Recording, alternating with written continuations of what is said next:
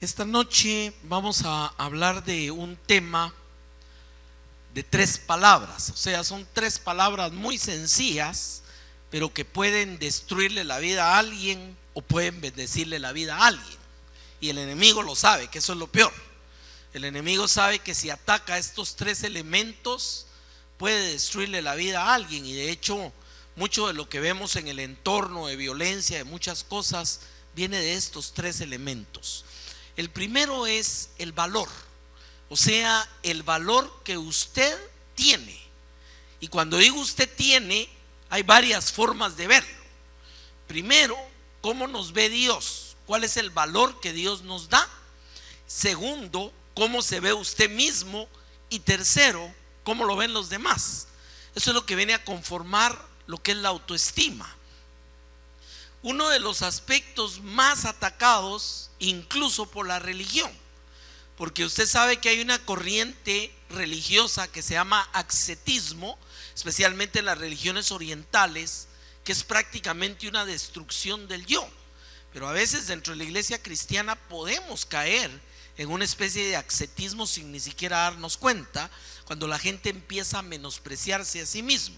A mí me da tristeza cuando hay alguien, lo oigo decir, no, es que son esos inmundos, es que no valemos nada, es que, y a veces en oración, y le digo, Señor, ¿dónde está la obra de la cruz entonces?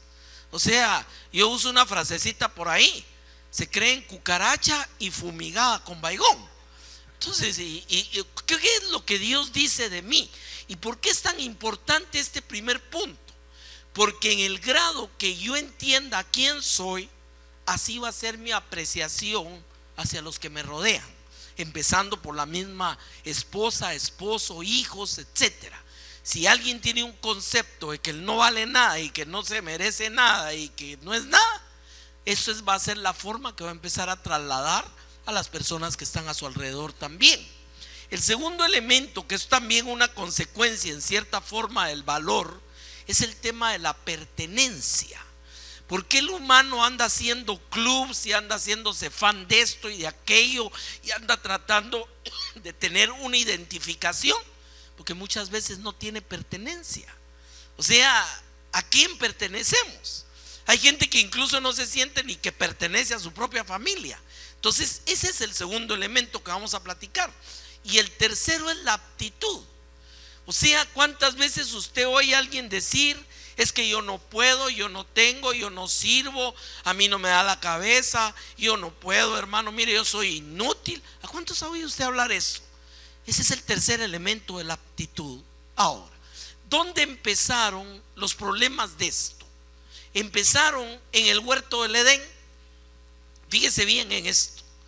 Cuando Dios crió a Adán y Eva, los crió primero con un tremendo valor. O sea, imagínense que los hizo personalmente, dice la escritura, tomó polvo de la tierra, sopló en ellos aliento de vida. Segundo, les dio pertenencia. Ellos eran parte de la obra de Dios y de la comunión con Dios, y además los hizo aptos. O sea, imagínense que Dios les encargó toda la creación. Usted le daría una obra de ese tamaño a alguien que no sirva. O sea, le puso a Adán a ponerle nombre a los animales, a cuidar el huerto del Edén. O sea, nótese cómo en la creación existían perfectamente en armonía los 3 elementos.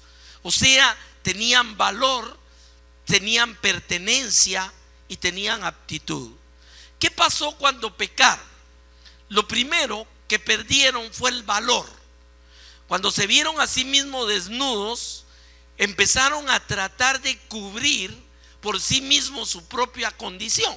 Eso fue una pérdida de su valor. Y empezaron a hacer hojas de higuera. Cuando vieron que era inútil, corrieron a esconderse porque empezaron a tenerle miedo a Dios. O sea, perdieron el sentido de su valor. Además, perdieron totalmente la pertenencia. Ya no se sintieron parte de ahí, incluso después se fueron de ahí. Y lo tercero, empezó el trabajo de la lucha con el tema de que ya no eran aptos. ¿Me entiende? Por eso le digo, ese es un golpe maestro del enemigo. Ahora, ¿Cómo aprovecha el enemigo este tipo de situaciones hoy en día? Déjenme darle un ejemplo. Viene un joven y crece en un hogar destruido, va a parar a la calle a temprana edad, desvalorizado, una persona que no tiene pertenencia a nada, etcétera, y es donde viene y lo agarra una mara. ¿Y qué es lo que pasa? Primero, le dan pertenencia. Segundo, se siente importante. Y tercero, se vuelve apto, aunque sea para matar. ¿Entiende cómo el enemigo toma esos elementos para destruir a la persona? Y eso lo podemos ver: esposas desvalorizadas, esposas que no se sienten pertenecer, esposos desvalorizados, hermanos desvalorizados. O sea, mire, lo vemos por todos lados. Y créame, usted va a ir viendo cómo esos elementos no dejan a una persona desarrollar. ¿Por qué? Porque si yo me siento que no soy nada, siento que soy un inútil y no puedo nada, y como consecuencia jamás me voy a sentir parte de nada. Y la gente pasa por la vida con esos sentimientos. Ahora, lo que quiero en este tema, esto es solo la introducción, es que platiquemos un poco cómo nos ve Dios. Y le voy a decir por qué. Como nos ve Dios es lo único que nos debe importar. Y le voy a explicar por qué. Mucha gente no va a estar de acuerdo. Va a decir: ¿y usted qué se cree? ¿Cierto o no? Otra gente lo va a ver a usted simplemente de otra forma. Y es más, usted mismo muchas veces no se ve bien. Pero a mí lo que me interesa es cómo me ve Dios. A mí lo que me interesa es lo que dice Dios. Y cualquier cosa que yo piense o diga cualquiera, está yendo en contra de lo que Dios dice, de quién soy yo, a quién pertenezco yo y cuál es mi aptitud. ¿Entiende? Esto es bien importante que lo veamos de esa manera. Primero, nuestro valor.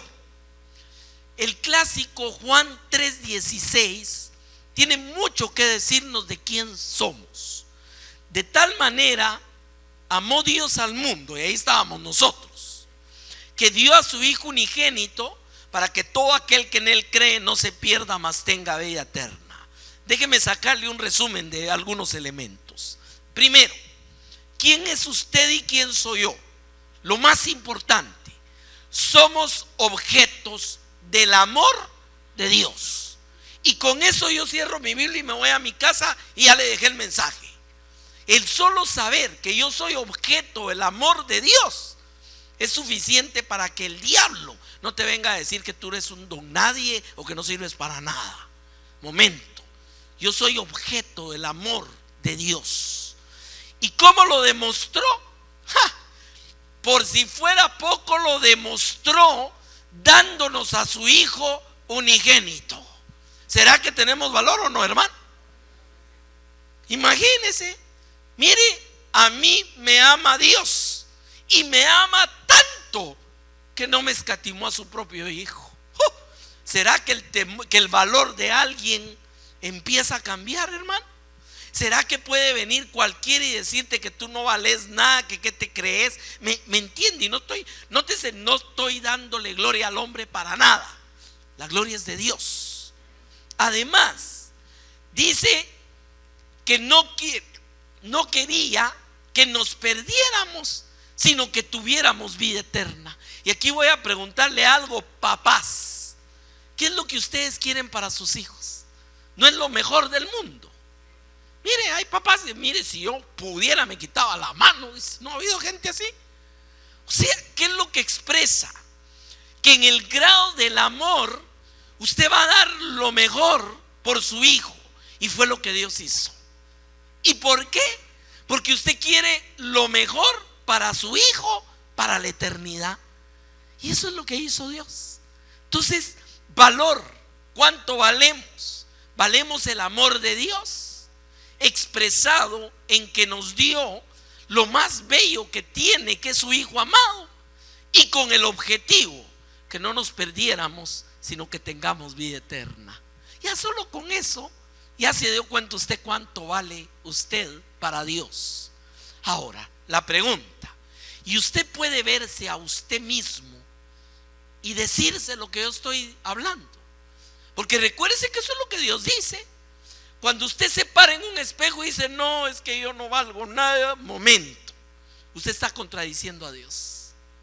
¿Me entiende? ¿Por qué? Porque usted no se está valorizando como Dios lo valoriza.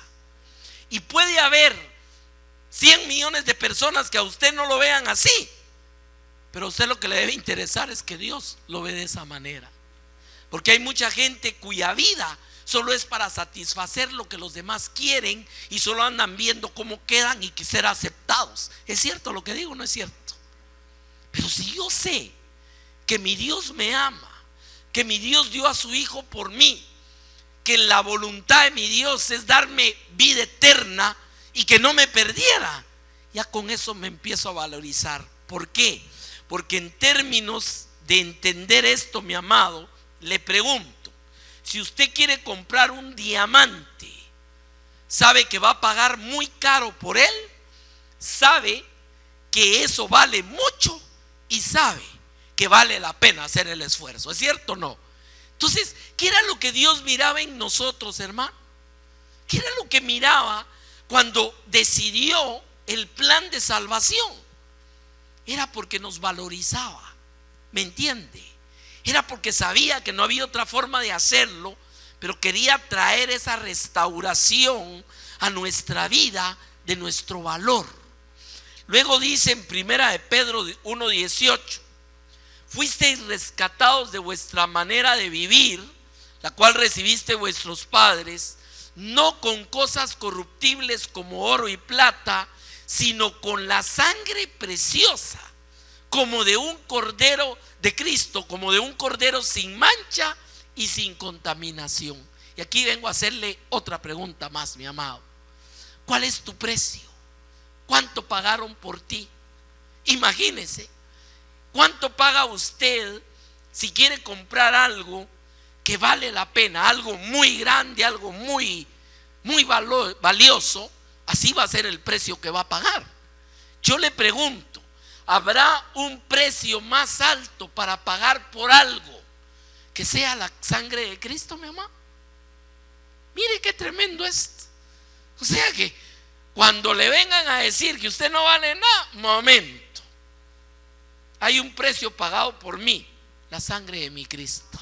Fíjense, solo con eso, cómo empezamos a botar las escamas de los ojos de la ceguera que hemos tenido muchas veces de desvalorización en nuestras propias vidas. Dice en Romanos 8:32, aquí le pone un detalle más, hablando de Dios, dice: el que no escatimó ni a su propio Hijo, sino lo que lo entregó por todos nosotros. Fíjese qué tremendo, cómo todo va en concordancia. Fuimos comprados por la sangre de Él, nos amó de tal manera que nos dio a su Hijo unigénito, y ahora dice que no nos escatimó a su propio Hijo unigénito. Mire qué belleza esto. Y añade algo para los que tienen el pensamiento de que Dios ya te salvó y aguantate hasta que te muras, allá te van a bendecir en el cielo. Momento. Dice: ¿cómo no nos dará todas las cosas también con Él? O sea, hermano, es ridículo pensar que alguien va a pagar algo tan grande por algo y que después le escatime lo chiquito. ¿Será que hay cosas en esta vida que valgan más que la propia sangre de mi Señor? O sea, no lo hay. Y claro, hay reglas para esto de nos dará todas las cosas, pues no es en automático y eso lo sabemos claro, pero el principio general parte de que si mi Dios no me escatimó lo más bello, sagrado, sublime del cielo, que era su Hijo, también quiere que tenga toda la bendición juntamente con Él. Y por eso Pablo decía: en Él estamos completos. Fíjense qué maravillosa verdad esta. Sigue diciendo en el verso 33, siempre en Romanos 8: ¿quién acusará a los escogidos de Dios? Dios es el que justifica. ¿Sabe que cuando tenemos problema de valorización o de autoestima, cualquier cosa la va a usar el enemigo para acusarte? ¿Es cierto o no es cierto? Ya se te olvidó. ¡Ja! Mejor escondete porque bravo está Dios contigo. Ni te atrevas a pedirle porque vos no te lo mereces. ¿No es cierto eso, hermano? Mire, perdóneme, pero hemos oído esa vocecita muchas veces. No me va a decir que usted es tan espiritual que el diablo no le habla. Al revés, a los más espirituales es a los que más les habla, definitivamente. Ahora, ¿qué sucede? Puede condenarte el enemigo, puede ponerte la culpa encima. Mire, hay gente que si la viéramos espiritualmente, andan con un tremendo montón de cosas a cuestas que vaya, no pueden ni enderezarse. Tienen culpa de todo en la vida. ¿Es cierto o no es cierto, hermano? Y mire, eso destruye la vida de cualquiera. Lo que está diciendo aquí es que parte de mi valorización es que Dios es el que me justifica. Otro elemento más. Dice en el verso 44: ¿quién es el que condenará? Es que te voy a llevar al infierno. ¿Será así, hermano? Es que vas a ver. ¿Será así? ¿Quién condenará? Mire qué pregunta más bella, hermano. ¿Quién condenará? Dios. Óigame bien, Cristo es el que murió, más aún también resucitó, y el que además está a la diestra de Dios e intercede por nosotros. Ahora, dígame una cosa: ¿tendremos valor que Cristo murió por nosotros, resucitó por nosotros, se fue a sentar a la diestra del Padre y le intercede por nosotros? ¿Qué dice la Escritura? Abogado tenemos para con el Padre. Tenemos entrada libre por el camino nuevo abierto a través del velo, que es el cuerpo y su sangre. Y por eso dice la palabra que podemos entrar confiadamente al trono de la gracia para alcanzar el oportuno socorro. Hermano, una persona sin valor va a tener todos esos privilegios, mi amado.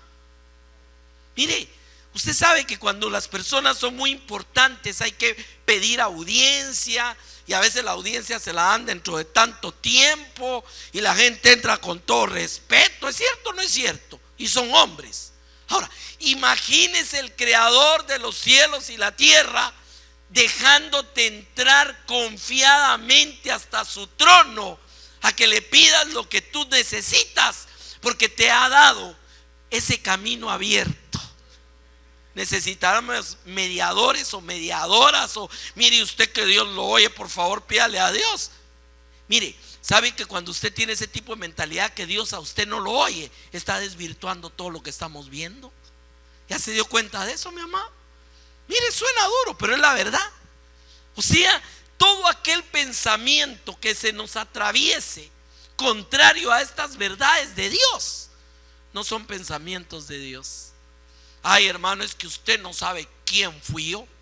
Sí, pero dice: tiraré en el mar tus pecados y no me acordaré más de ellos. Es que, hermano, usted no sabe quién soy yo. Abogado tenemos, y Él es fiel y justo para perdonarnos y limpiarnos de toda maldad. O sea, ¿me entiende esto? Ahora, Primera de Corintios 6:19. Oiga, por si fuéramos poco valor. ¿O ignoráis que vuestro cuerpo es templo del Espíritu Santo, el cual está en vosotros, el cual tenéis de Dios, y no sois vuestros? Ahora, yo le quiero poner este mensaje, este pensamiento. Cuando usted dice que usted no vale nada y que usted no es nadie, viene Dios y dice: no, yo puse mi espíritu en ti. Dígame, ¿usted pondría algo tan valioso en algo que no vale nada? Ahora, ¿se da cuenta la contradicción de esto? Comprados por la sangre de Cristo, nos amó y nos dio a su Hijo, Él nos justifica. Solo con todo eso, mi amado, y por si fuera poco, ha depositado su espíritu en usted y en mí, y ahora somos de Dios. Entonces, cuando le decimos: no, yo no valgo nada, momento. En primer lugar, yo te compré con la sangre de Cristo. Y segundo, lo que tenés adentro yo lo puse y es parte de Dios mismo. Imagínense. Por eso Jesús dijo: el que me ama, mi Padre y yo vendremos y haremos morada en él. Imagínense, hermano. Imagínense lo que significa la valorización que Dios quiere que tengamos. Y termina en el verso 20, siempre en 1 Corintios 6, porque habéis sido comprados por precio. Es lo que estábamos viendo, pero mire lo que espera Dios. Glorificad pues a Dios en vuestro cuerpo y vuestro espíritu, los cuales son de Dios. Ahora, yo le pregunto algo. Si Dios viene y te da un diamante en tu mano y te dice: mira, ¿tú sabes cuánto vale esto? Sí, Señor. Usted no estaría entendiendo el amor y la confianza y el valor que Dios le da a usted de depositar aquello en usted. Claro que sí. Ahora, no nos dio un diamante, hermano, nos dio a su hijo unigénito. Imagínense. Entonces, ¿cuál es la medicina a la desvalorización? ¿Cuál es la medicina a ese sentimiento de no valgo nada, no me quieren, ¿cuál es? Es saber lo que valemos para Dios. Y si empezamos a entender lo que yo valgo para Dios, si yo entiendo todas estas verdades en mi vida, yo te voy a hacer una pregunta, hermano. ¿Cómo cree usted que yo voy a ver a mi hermano Ricardo Tocayo ahí, o a mi hermano Montalbán, o a mi hermano Milton? ¿Cómo los voy a ver, hermano? Ah, no, ese hermano no vale nada usted. ¿Será así? ¿O vale lo mismo que yo? Sea blanquito, negrito, canchito, chelito, altito, bajito, gordito, lo que sea, no importa. Por eso es que podemos ser uno en Cristo Jesús. ¿Por qué? Porque fuimos comprados por la misma sangre, porque fuimos amados por el mismo Dios, porque nos dieron al mismo Jesucristo, porque Él es el que nos justifica, porque Él puso su espíritu en cada uno de nosotros. Ese es el valor que tenemos, pueblo de Dios. Esa es la forma como yo debo ver al amigo, al hermano, al pastor, ¿me entiende? Y algo muy importante, hermano: ¿cómo miras a tu esposa, a tu esposo? ¿Cómo miras a tus hijos? Hermano, ¿cómo los puedes ver? Los tienes que ver como el objeto del amor de Dios. Ay, es que este mijo, si ese no vale nada, usted. ¿Será así la cosa, hermano? ¿Cuánto valen tus hijos? Herencia de Jehová son los hijos, y de gran estima el fruto del vientre. Amén. Entonces, fíjese cómo esto bota barreras. Aquí ya no hay guatemalteco ni salvadoreño. Aquí lo que hay es sangre de Cristo. Amén. Aquí ya no hay apellido. Ese es el punto de la valorización en nuestra vida. Eso es lo que valemos en Cristo Jesús. Ahora, vamos al segundo elemento: pertenencia. Ahora ya sé cuánto valgo, y lo que valgo para mi Dios no importa si el hombre no lo reconoce. ¿Entiende lo que quiero decir? No importa. Ah, es que, hermano, a usted porque no lo desprecian. No, claro que no me desprecian. Y si me desprecian, que se queden con su problema, porque mi Dios me ama. ¿Ya vio eso? Vamos al segundo elemento. Primera de Juan 3:1. Mire cómo se expresa el apóstol: mirad cuál amor nos ha dado el Padre para que seamos llamados hijos de Dios. Mire qué tremendo. Hijos de Dios. Y recuerde que la Escritura dice claramente que no todos son hijos de Dios, son criaturas. Mas a los que le recibieron, a los que creen en su nombre, les fue dada la potestad de ser llamados hijos de Dios. Entonces, por eso la hermandad que nos une es una hermandad en la sangre de Cristo, y es más fuerte que los lazos de la propia hermandad en sangre. ¿Entiende ese punto, hermano? Mirad cuál amor nos ha dado el Padre, que seamos llamados sus hijos. O sea, me están dando un sentido de pertenencia en la propia familia de Dios. ¿Entiende ese punto? O sea, somos de la familia de Dios. Yo no necesito tener un escudito de un club. Es más, a veces los cristianos se preocupan más en la iglesia, cómo se llama, dónde va. Hermano, aquí lo importante es que seamos hijos de Dios, que ahí nos congregamos, gloria a Dios, pero lo importante es que somos hijos de Dios. Y mire, así lo expresa: mirad cuál amor nos ha dado el Padre, que seamos llamados hijos de Dios. Por esto el mundo no nos conoce. Recuérdense que nosotros no estamos en el mundo, perdón, no somos del mundo, aunque estemos en el mundo. Y dice: porque el mundo no lo conoció a él. Amados, ahora somos hijos de Dios. Y aquí viene una muy buena: y aún no se ha manifestado lo que habremos de ser. Imagínense qué belleza, hermano. Que ahorita andamos ahí sin pelo y con lentes, pero no se ha manifestado lo que habremos de ser. La palabra dice qué es lo que vamos a hacer, hermano, cuando lo corruptible se vista de incorruptibilidad.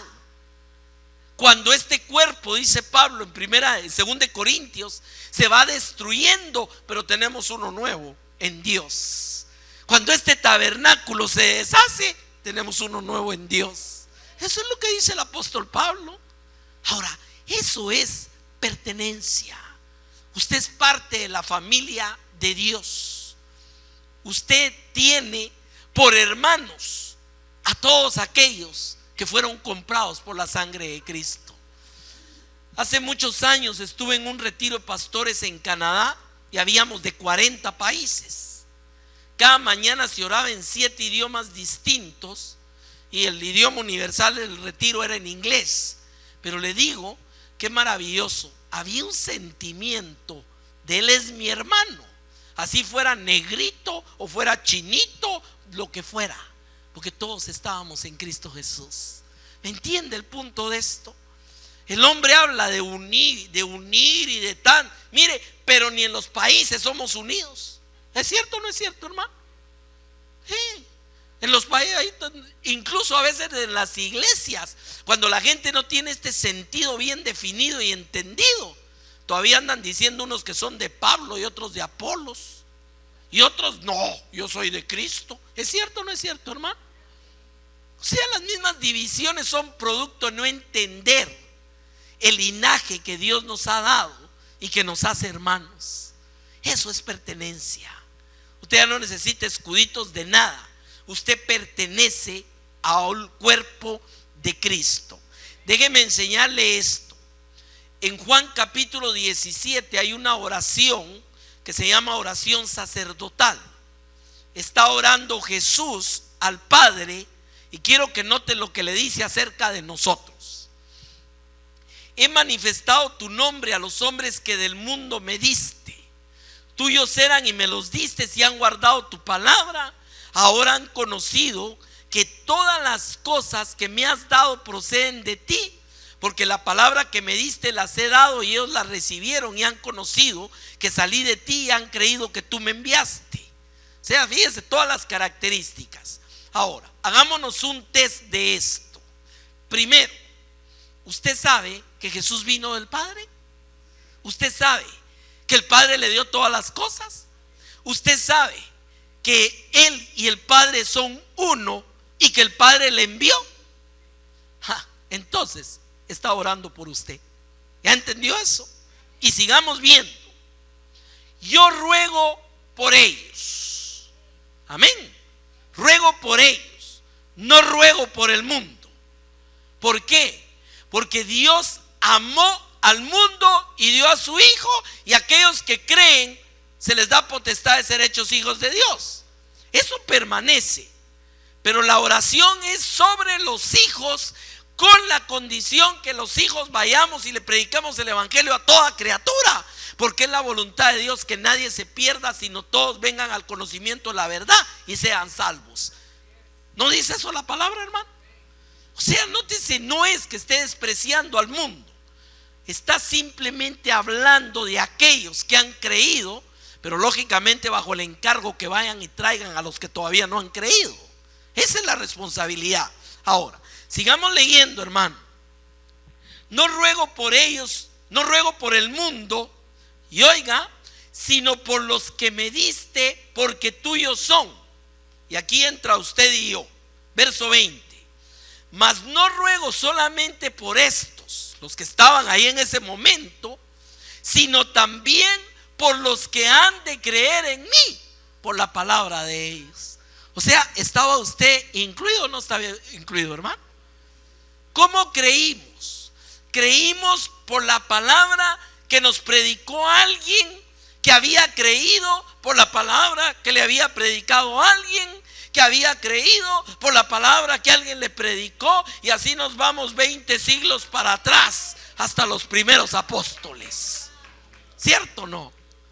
Dios sigue añadiendo familia, es cierto, sigue añadiendo hijos, sigue engendrando hijos, pero sigue manteniéndose el acondicionamiento de que usted predique. Por eso dice: ¿cómo creerán si no hay quien les predique? Ese es el problema, hermano. Y causa que en la iglesia los que están llevando el mensaje son muy escasos. Es que la iglesia no crece como debiera. Ah, no, hermano, es que mire, a mí no me llamaron a ser predicador. Momento. Tal vez no para llenar el estadio Cuscatlán, pero sí para ir al vecino y predicarle a Cristo, hermano. Sí para ir con el compañero en la universidad y hablarle del Señor. Eso no puede decir usted que no. Es que ese no es mi ministerio. ¿Y cuál será entonces? ¿Entiende el punto de esto, mi amado? Pertenencia. Verso 20: no ruego solo por esto, sino los que han de creer en mí por la palabra de ellos. ¿Para qué? Verso 21: para que todos sean uno, sea el cuerpo, como tú, oh Padre, en mí y yo en ti. Pregunto, ¿el Padre y el Hijo son uno? Esa es la unidad que Dios espera en nosotros. ¿Pero por qué? Mire lo que sigue: que también ellos sean uno. ¿En quién? En nosotros. ¡Ja! ¿No quiere mayor privilegio y pertenencia, hermano? Imagínense, la palabra dice que el Padre y el Hijo son uno, y usted es uno con los hermanos, y la voluntad del Señor es que nosotros que somos uno, ahora seamos uno con Él también. Y no estoy hablando de panteísmo, cuidado, no es la idea del panteísmo. Las religiones orientales parten de que todos somos Dios. No, cuando Jesús se refiere a esto es comunión, ¿me entiende? Es pertenencia. Nosotros pertenecemos a Dios, nosotros somos de Dios. O sea, necesita usted más pertenencia que eso, mi amado. Verso 22, para que sean uno en nosotros, para que el mundo crea que tú me enviaste. Mire, ¿qué es lo primero que cualquier religión mundial le critica al cristianismo? ¿Será que están viendo que somos uno en Cristo? Pero ni siquiera a veces en las mismas denominaciones, hermano. Ah, estos hermanos son de la iglesia de enfrente, esos son de la Sacamil. ¿Es cierto o no? Ah, no, ellos van allá a Santa Ana, y a veces son de la misma iglesia, hermano. Dan ganas de darles coscorrones. No digamos que nosotros somos de la cobertura del apóstol tal, somos aparte. Y hasta le preguntan a uno: ¿y quién es tu apóstol? O sea, hermano, por favor, entiende lo que estoy diciendo. Y mire, hasta se ha criado una especie como de orgullo en la misma iglesia. Ya quisiéramos que era un sombrerito: yo pertenezco a Apolos, a Pablo. Exactamente. Amén. Y vos, ¿a dónde vas? Al sembrador. ¿Y esa iglesia qué es? ¿Ha visto eso, hermano? ¿Es cierto lo que digo? No es cierto, hermano. Y Jesús dice que seamos uno, y que al ser uno, como Él es uno con el Padre, vamos a ser uno con el Padre y con el Hijo. Y por eso dijo: vendré y haré morada en vosotros, el Padre y el Hijo, y ustedes son templos del Espíritu Santo. Hermano, ¿será eso pertenencia? O sea, si usted entiende esto, hermano, primero, no se va a volver a desvalorizar, ni va a andar diciendo es que yo no pertenezco a nada. ¿Es cierto o no es cierto, hermano? Mire, nosotros no somos del canto de aquel pobre señor que ya falleció. No soy de aquí ni de allá. Al revés, tal vez no soy de aquí, pero de allá sí soy, junto con usted. Amén. Sigamos viendo esto, porque todavía estoy calentando motores, hermano. Vemos claramente cómo esto se traduce en una alegoría de las más magistrales que Dios inspiró en Pablo, y está en 1 Corintios 12. Apenas le voy a leer un versículo, y es la alegoría del cuerpo humano. ¿Por qué? Al hablar Pablo de la iglesia como un cuerpo, y de una vez usa jocosamente cosas como que porque no es oreja no es del cuerpo, porque no es pie no necesita el ojo de ti. Cuando habla eso, está hablando de la pertenencia que tenemos en el cuerpo de Cristo, y de una vez de la aptitud. Déjeme ponérselo de esta manera. Oiga lo que dice 1 Corintios 12, 27. Vosotros pues sois el cuerpo de Cristo, y miembros cada uno en particular. Ahora, viene Pablo y dice: ¿puede el ojo decirle al pie, no necesito de ti? Y el pie le va a contestar: ok, entonces que te lleve otro. ¿Sí o no? O el pie decirle: no te necesito, ojo, porque de todos modos el que va caminando soy yo. Sí, pero te vas a ir a tropezar y te vas en el hoyo si yo no te digo dónde es. O sea, mire qué perfección de Dios para enseñarnos a través del cuerpo lo que somos. Pero también plantea y hace dos aseveraciones que me gustan. La primera dice que Dios puso los miembros en el cuerpo como Él quiso. Ay, es que el hermano, yo quisiera ese ministerio. Momento, haga lo que a usted lo mandaron a hacer. Dios puso cada quien como Él quiso. Hay hermanos que cantan como pajaritos, hay otros que berreamos. ¿Me entiende? O sea, no, ya quisiera ver la voz del hermano Arturo. Pero ¿qué pasa, hermano? Por eso no somos del cuerpo. Por eso no somos del cuerpo. O sea, hay apóstoles, hay evangelistas, hay maestros, hay pastores, son los ministerios de Dios en el orden estrictamente ministerial, porque aparte están los que ayudan, los que exhortan, o sea, todos son útiles. Y déjeme decirle algo: Dios ha puesto los miembros en el cuerpo como Él quiso, pero sí hay algo que sí le puedo aseverar. Primero, no puso nadie que no sirva para algo. ¿Cuántos dicen amén a eso? Así que si usted dice yo no sirvo, usted está contradiciendo la palabra de Dios. ¿Correcto? Segundo, Dios no pone órganos imperfectos. ¿Cierto o no? Ni inútiles ni imperfectos. Entonces, si usted es un hijo de Dios, es uno con Él, significa que usted es parte del cuerpo, miembro en lo particular de los demás, y que usted tiene funciones que cumplir como parte del cuerpo de Cristo. ¿Cierto o no es cierto, hermano? Mire cómo lo dice ahí. Y esto mata toda idea de falta de pertenencia. Definitivamente. ¿Quién va a decir después de esto? No, es que mire, yo no me siento parte. Dice, no ha habido gente que habla así. Pues le tengo noticias. A veces la gente no se siente ni parte de su misma familia. Pero si salió un poquito diferente, hasta lo molesta, ¿no? Es cierto, mira vos y por tus hermanos porque son morenitos y vos sos chelito. ¿Es cierto o no es cierto? Pero la pregunta es esta: ¿somos parte del cuerpo de Cristo o no somos parte del cuerpo de Cristo? ¿Pertenecemos a ese cuerpo o no pertenecemos? Y aquí viene otra ventaja más. Imagínense, mire, eso sí es para que nos pongamos creídos, hermano. Por eso dice: si alguien se gloría, gloríese en el Señor. Imagínense que la cabeza del cuerpo donde pertenecemos es Cristo mismo y la cabeza de Cristo el Padre. Ya con eso. ¿Qué significa cuando la palabra dice que Satanás ha sido puesto bajo nuestros pies? Es porque somos muy buenos, somos de veras. No, es por el cuerpo donde estamos, hermano. ¿Entiende eso? Es por la cabeza que tenemos. Mire, ¿por qué cree usted que David, que era un varón de fe, se le para al gigantón que está echando espuma y le dice: vení a mí, te voy a dar a los perros tu carne? ¿Por qué cree que le dice: tú vienes a mí con lanza, yo vengo en el nombre de Jehová de los ejércitos? ¿Quién era el que venía aquí? ¿A quién se sentía parte David, hermano? Y mire, una piedra es suficiente para matar un gigante si Dios está en el asunto.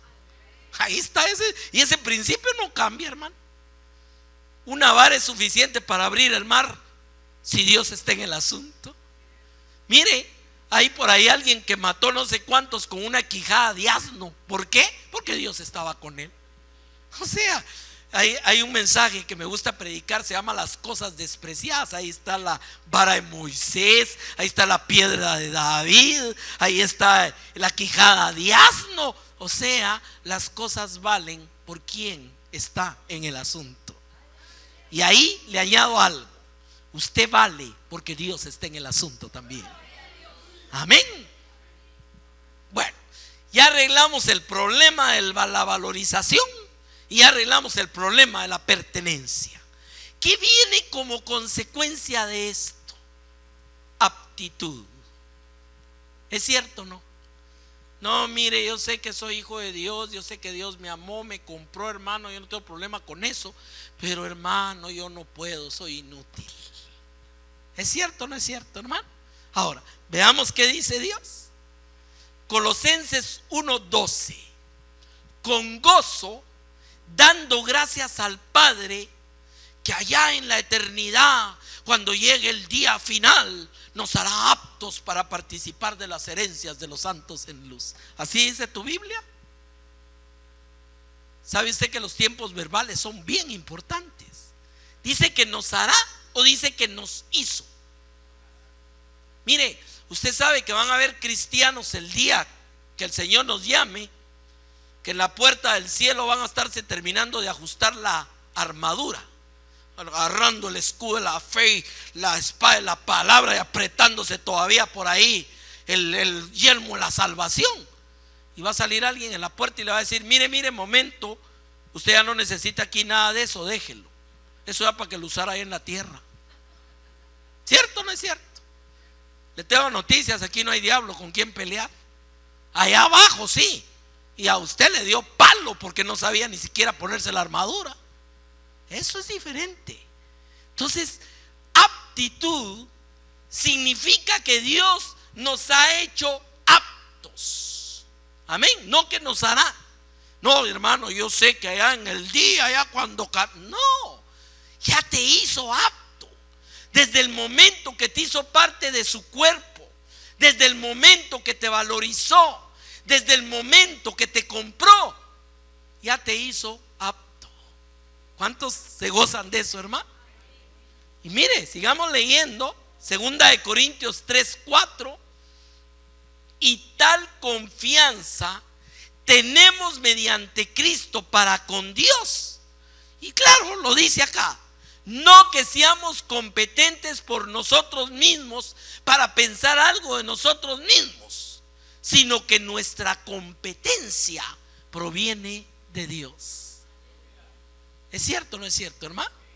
Porque le voy a decir, el pobre burrito en que entró Jesús a Jerusalén, el siguiente día se la creyó que lo habían aplaudido, dijo: qué burro soy. Y fue a dar la vuelta y dijo: hoy me van a aplaudir otra vez, y alguien lo pateó por ahí. Burro, ¿no te diste cuenta que lo que están glorificando es lo que llevas encima?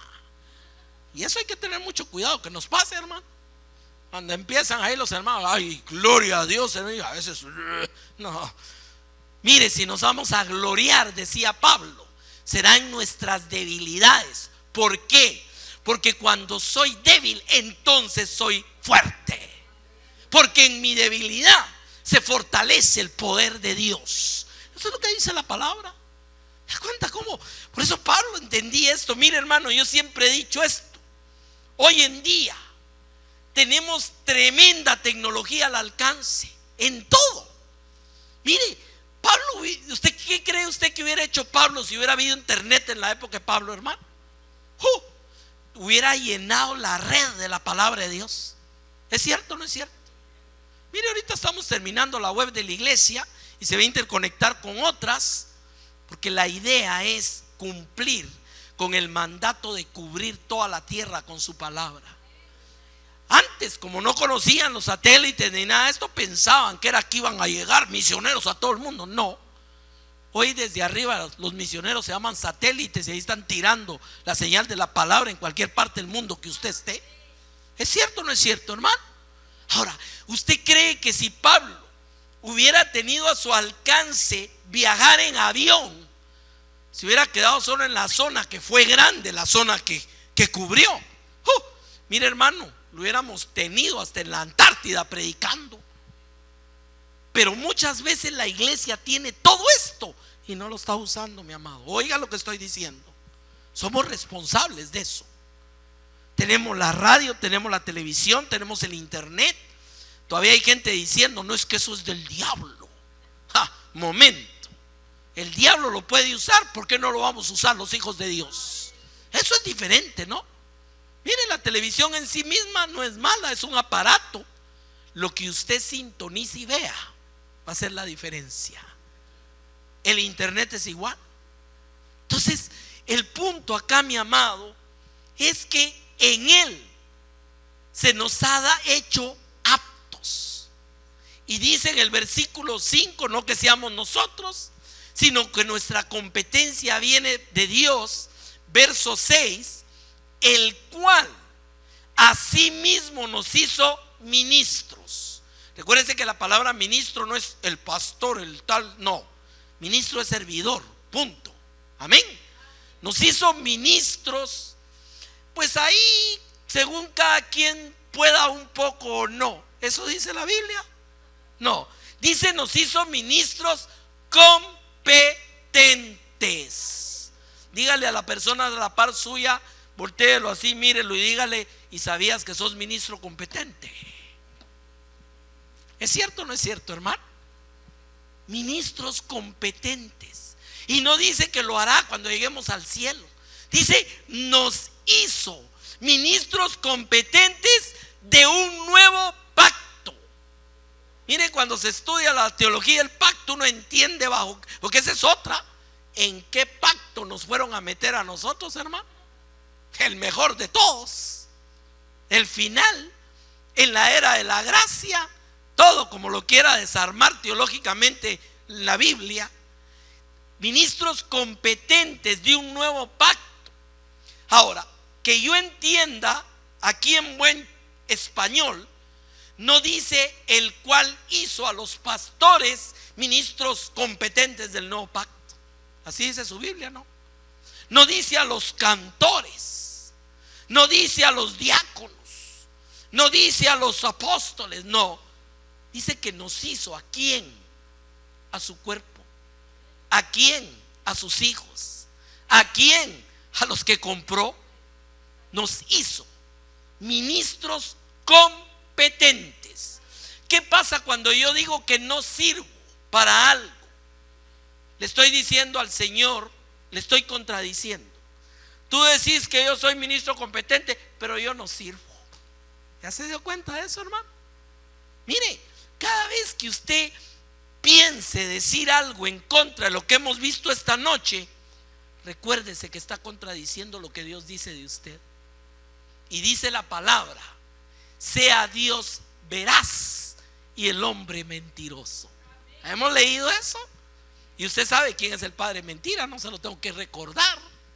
O sea que en el momento que usted acepta en su autoestima que no sirve, acepta que usted no pertenece, acepta que usted no puede, lo que está haciendo es poniéndose de acuerdo con el mentiroso y negándole a Dios lo que Dios dice de usted. ¿Cuántos quieren estar en esa situación? Yo no, hermano. ni tampoco me vaya a salir con otra. Porque a veces decimos: ay, hermano, yo sé que así es, pero es que yo no siento nada.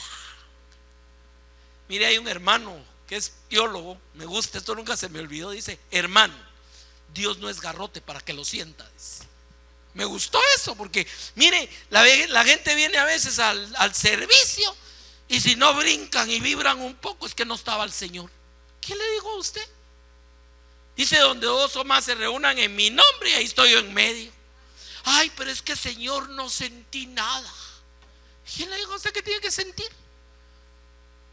¿Qué es la fe? La certeza de lo que se espera y la convicción de lo que no se ve. ¿Cuántos creen que Jesucristo está aquí entre nosotros hoy? ¿Cuántos lo han sentido, hermano? Sí, hermano, sentí un airecito por ahí. Olvídese, hermano. Claro que a veces hay una manifestación de esa naturaleza, y qué bueno, pero no vivimos por sentimiento ni por vista, sino por fe. Y si Dios dijo, yo le creo, y esa es la verdad, y se acabó. Es que yo no siento nada, su problema. Yo no tengo que sentir para saber que está aquí, hermano. ¿Me entiende ese punto? Ministros competentes del nuevo pacto. Imagínense qué tremendo lo que dice la palabra. Dice en Filipenses 4:13, y ahora sí le voy a poner difícil el asunto. Dice: algunas cosas de vez en cuando puedo en Cristo. ¿Así dice tu Biblia? La mía no dice así. La mía dice todo. Ay, hermano, pero usted quiere decir que usted todo lo puede. Sí. Ay, pero usted ¿qué se cree? No me creo, le creo a Dios. Todo. ¿Será que Pablo cumplió su ministerio, hermano? Y sin avión, y sin internet, y sin nada de eso. ¿Lo cumplió o no lo cumplió? Todo. Esto era lo que decía Pablo. Todo lo puedo. Pero de una vez se cuidaba mucho. No porque soy bueno y que predico bonito. No, en Cristo. ¿Y por qué decía que me fortalece? Porque, hermano, nuestra humana debilidad a veces nos medio baja, pero ahí va la fortaleza del Señor. Por eso dice: la fortaleza del Señor es mi fuerza. Fíjese cómo es entender lo que somos en Él, es entender lo que podemos en Él, es entender que le pertenecemos a Él. No deje que el enemigo le robe la bendición. No deje que el enemigo le nuble su forma de ver las cosas. Aprenda quién es usted en Cristo Jesús. Aprenda, acéptelo. Voy a pensarlo, hermano Vélez, a ver lo que usted vino a decir. Perdón, yo no vine a decir nada, yo le estoy leyendo versículos. Sí, hermano, pero en el griego dirá eso. Lo invito a que lo lea en el griego. ¿Me entiende? Porque a veces creemos, ahora hay gente que cree que con aprenderse la oración en hebreo Dios sí lo oye. Mire, si es el creador del universo y de los idiomas, si usted le habla en salvadoreño y le dice: mira, señora, aquí está tu hipote, le va a entender, hermano. ¿Es cierto o no es cierto? Le va a entender. No, mire, si usted no le dice tal y tal cosa, el Señor, o sea, hermano, nosotros somos los que adornamos religiosamente las cosas. ¿Me entiende eso? O sea, de nada sirve que usted se lo recite en hebreo si no está tu corazón conectado con Dios. Pero si está conectado, usted va a entrar confiadamente a decirle: Abba, Padre, que quiere decir papito. ¿Cuántos quieren eso? Mire, yo siempre pongo el ejemplo. Ya mis hijos ya se me crecieron. Cuando eran pequeños, llegaban el sábado en la mañana y no pedían permiso. Cuando sentíamos mi esposa y uno en cada lado de la cama cayéndonos y los cuatro brincando en medio. ¿Por qué? Porque son hijos, porque tenían confiada, porque entraban confiadamente. No llegaban: amado y respetado y honorable Padre, ¿tendrás un momento de audiencia para que te pida algo tu hijo, o regreso dentro de 10 horas? ¿Sí? ¿Así son tus hijos, hermano? ¿O entran confianzudos? ¿Sabe cómo me dice mi hijo chiquito? Me dice banana. Acabo de hablar con él porque está en Estados Unidos. Y lo primero que me dijo cuando yo que era el que llamaba, me dice: ¿qué tal vos, banana? ¿Dónde estás? En El Salvador. ¿Usted cree que eso a mí me molesta, hermano? Mire, yo voy al súper y aquí lo cargo. Mire, y lo peor es que es un hombre ya más alto que yo. Aquí ando yo con el brazo ahí cargado. Pero, hermano, esa es la confianza. ¿Me entiende? ¿Cree usted que a Dios le va a ofender que usted le diga papito? Si Él dice que por el Espíritu le llamamos Abba Padre, eso significa. Amén. Pero si yo me valoro como un hijo de Dios, si yo sé que pertenezco a su familia, que Él es mi Padre, que Él me dio el amor de que yo sea llamado su hijo, hermano, voy a verdaderamente entrar confiadamente al trono de la gracia. Amén. Es otra visión de esto. Y déjeme decirle, hermano, yo le pregunto, y le estoy viniendo a predicar algo. ¡Hala! Eso sí, hermano, yo nunca lo había visto. No, lo ha leído a saber cuántas veces, hermano. ¿Es cierto o no es cierto? Voy a terminar con Hebreos 13:20. Y el Dios de paz, que resucitó a los muertos a nuestro Señor Jesucristo, el gran pastor de las ovejas, por la sangre del pacto eterno, os haga aptos en toda buena obra, para que hagáis su voluntad, haciendo Él en vosotros lo que es agradable delante de Él, por Jesucristo, al cual sea la gloria por los siglos de los siglos. Amén. ¿No le gusta eso, hermano? O sea, si Él te hizo su hijo, si Él te ha dado el encargo, es porque Él te hace apto para toda buena obra, para que cumpla su voluntad. Y mire, voy a terminar con este pasaje. ¿Qué hicieron los discípulos cuando vieron a Jesús, que lo capturaron y se lo llevaron y lo crucificaron? ¿Qué hicieron, hermano? Alguien dijo por ahí, nada. No es cierto. Salieron huyendo, hermano, despetacados. ¿Es cierto o no? ¿Y qué pasó cuando les llegaron a contar que había resucitado? Se gozaron, hicieron fiesta. Y sí, yo creí que lo dijo. No, se regresaron a pescar a Nazaret. Y déjeme decirle, de Jerusalén a Nazaret en bus son 5 horas. Métale pluma, ¿cuánto es a pie? O sea, no estaban a la vuelta de la esquina. Ahora, veamos esto. Marcos 16:14. Finalmente se apareció a los 11 mismos, estando ellos sentados a la mesa, y les felicitó. ¿Eso dice su Biblia? No, los llegó a regañar, hermano, y les reprochó su incredulidad y dureza de corazón, porque no habían creído a los que le habían visto resucitado. Ahora, imagínense, primer encuentro y ya está quitándose el chicote. Ustedes no creyeron. Se los vino a decir María Magdalena. Regresaron de los de Maús y se los contaron, y ustedes no creyeron. Fíjese qué tremendo, hermano. Ahora, yo le voy a hacer una pregunta. ¿Qué hubiera hecho usted y yo con unos discípulos así, que yo ya terminé, ya me voy, y estos ni siquiera creen que resucité? ¿Les hubiera encargado algo? No. Ahorita me voy a ir a buscar otros discípulos. ¿Es cierto o no es cierto? Ahora, mire cómo Dios sabe que no depende de nosotros, sino de Él. Verso 15. Después que lo regañó, y les dijo: id por todo el mundo y predicad el evangelio a toda criatura. ¿Usted le encargaría a alguien que acaba de fallarle algo así, hermano? Mire qué obra la que les estaba encargando. Porque Él no les dijo: vayan pues a Jerusalén y prediquen. No, les dijo: vayan a todo el mundo. Y no dijo: predíquenle a los judíos, dijo: a toda criatura. ¿Ya se dio cuenta de eso, mi mamá? Ahora, ¿a quién le encarga usted algo que es un debilucho que le acaba de fallar y que a saber ni cómo le va a responder? ¿Usted le encargaría algo así? Ahora, ¿por qué se los encargó a ellos? Hermano, porque los amaba. No, momento, claro que los amaba. Se los encargó porque sabía lo que viene. Y he aquí, yo estaré con vosotros hasta el fin del mundo.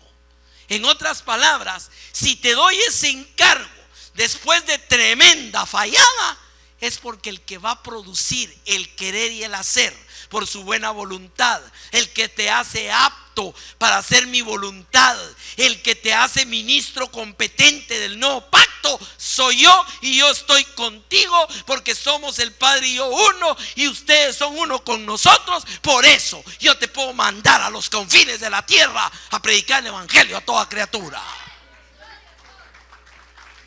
Eso se llama ser apto, hermano. Eso se llama aptitud. Y dice, termina la palabra, uno de los evangelios: y salieron ellos, y el Señor iba con ellos confirmando con proezas y milagros. Ese es el punto, ¿me entiende? Iglesia de Dios, ¿por qué hoy no miramos tantas proezas y milagros? Porque la gente no está yendo a hacer lo que hace, dice Dios, o porque cree que no son aptos. Amén. Vamos a orar esta noche. Y recuérdese, ¿cuál es tu valor? Que Dios te amó y dio a su Hijo. ¿Cuál es tu pertenencia? Que has sido hecho hijo de Dios y perteneces al cuerpo de Cristo. ¿Cuál es tu aptitud? Que todo lo puedes en Cristo que te fortalece. Amén.